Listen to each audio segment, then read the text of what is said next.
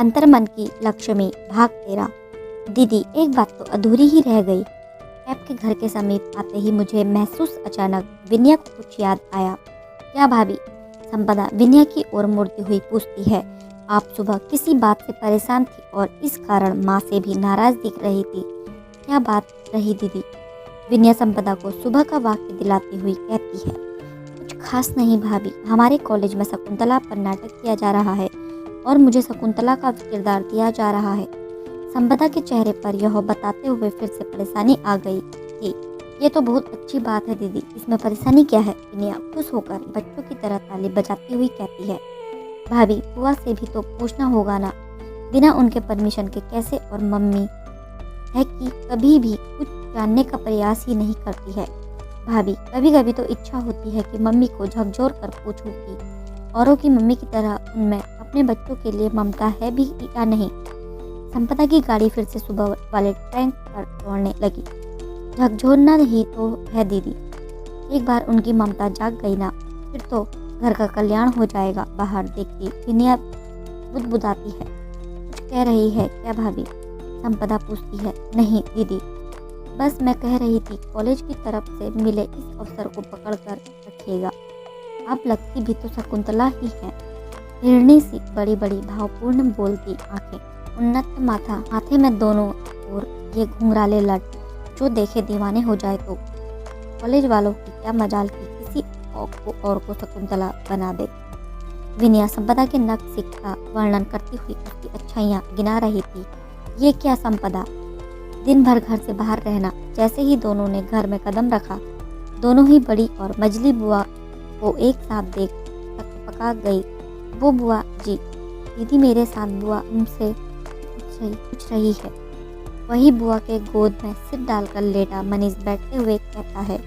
संपदा बुआ कुछ पूछ रही है, चुपचाप खड़ी। संपदा से मनीष कहता है। अभी तो संपदा उस हंसते खेलते प्रकाश को ही पूरी तरह जी नहीं पाई थी कि दरवाजे के अंदर आते ही उसे ऐसा लगने लगा जैसे उसके चारों ओर की रोशनी बुझ गई है और एक काली छाया उसकी ओर उसे जकड़ने के लिए फिर से बढ़ रही है। और धीरे धीरे बढ़ते काले छाये ने धड़कनें तेज कर दी थी। उसे एक अजीब सी बेचैनी महसूस होने लगी थी। संपदा, कुछ जवाब दोगी तुम या यूं ही खड़ी खड़ी अपने हाथों को मरोड़ती रहोगी? मनीष उठकर संपदा के पास जाकर कहता है। भैया, वो आज कॉलेज नहीं जाना था तो भाभी के साथ उनके मायके चली गई। अपने दिल की बड़ी हुई धड़कन को समेटते हुए नजर नीचे किए हुए संपदा कहती है। ये अच्छा है, आजकल के बच्चों का ये सही है, अपना घर काटने दौड़ता है तो दूसरे के घर चल दो। एक हम है, पूरा जीवन घर में ही गुजरा पर उफ नहीं किया कभी। मंजली बुआ संपदा की ओर देखकर ताना देती हुई कहती है। बुआ जी, पर वो भी तो अपना घर है। पहले तुमने इसे बेमतलब घर से बाहर निकलना सिखाया और अब बहस करके दिखाओ और बहस करना भी सिखा दो। बुआ, आप एकदम सही कह रही थी कि गलती हो गई हम लोग से। ऐसी पढ़ी लिखी लड़की घर नहीं लानी चाहिए थी। मनीष गहरी गहरी सांसें लेता हुआ कहता है। नहीं नहीं विनया, नहीं, अभी तुम भी नहीं बहू के किरदार में हो, इसलिए अभी मनीष के सवाल का जवाब नहीं देना है। मनीष की बात पर विनया के अंदर का ज्वालामुखी फटकर बाहर आने ही वाला था कि उसे अपना मिशन याद हो आया और वो संपदा की ओर इस उम्मीद से देखने लगी कि शायद वो कोई स्टैंड लेगी। लेकिन संपदा अभी भी अपने पैरों पर खड़ी हाथ मरोड़ रही थी। संपदा, हमने तुमसे पहले भी कहा था कि कैसे रहना है और क्या करना है। हमारे जाते ही सब कुछ बिसार दिया। बहुत बढ़िया, घर की बहू बेटी का घर से इस तरह बाहर निकल रहना। भाई, ये लक्षण सही नहीं है। बड़ी बुआ संपदा को उसका गुनाह महसूस कराती हुई जोर से बोलती अपने भाई के कमरे तक भी आवाज पहुंचाती है। बड़ी बुआ बोल रही थी कि अंजना चाय लिए बैठक में भावहीन आंखों से सभी को देखती आई।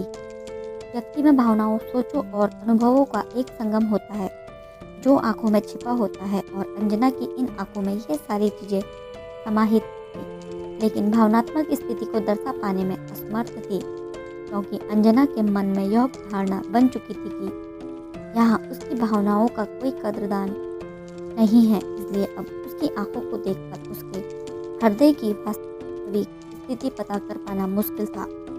उसकी आंखों की तुलना ढलती शाम और सूरजमुखी से की जा सकती थी। जैसे जैसे सूर्य अस्त होने की ओर बढ़ता है, सूरजमुखी भी उसके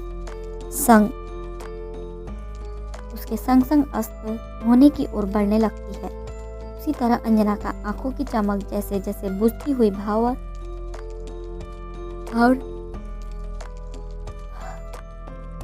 भावरहित हो रही थी, वैसे ही उसके साथ साथ ढल रही थी उसकी सबके लिए भावनाएं।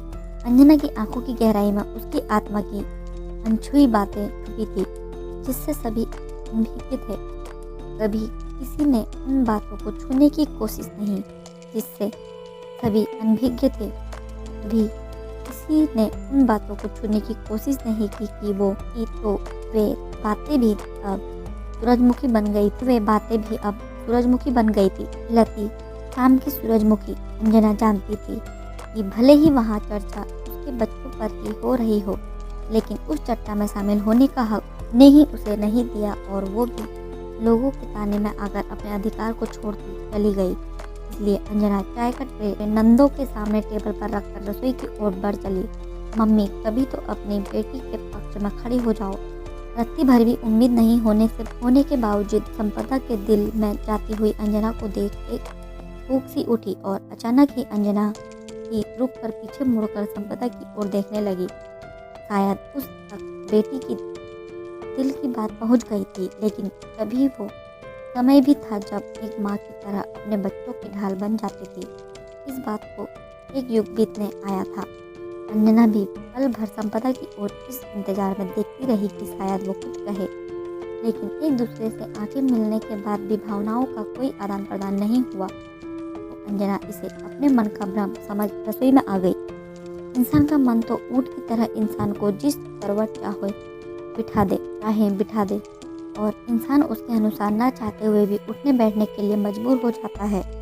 यह सत्य इंसान के मन की उलझी हुई जटिलताओं को दर्शाता है। ऊंट की तरह मन भी अपने रास्ते चलता है और इंसान की अनचाहे कर्मों में जुटा देता है, जिससे वह अपनी इच्छाओं के खिलाफ जाने के लिए मजबूर हो जाता है। कमोबेश यही स्थिति अभी अंजना और संपदा की थी।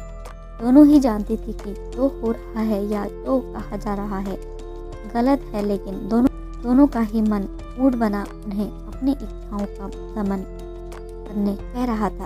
आज के लिए इतना ही। इसका अगला भाग जानने के लिए हमारे चैनल पर बने रहें और हमारे चैनल पर नए हैं तो चैनल को लाइक, शेयर, सब्सक्राइब करना ना भूलें। धन्यवाद।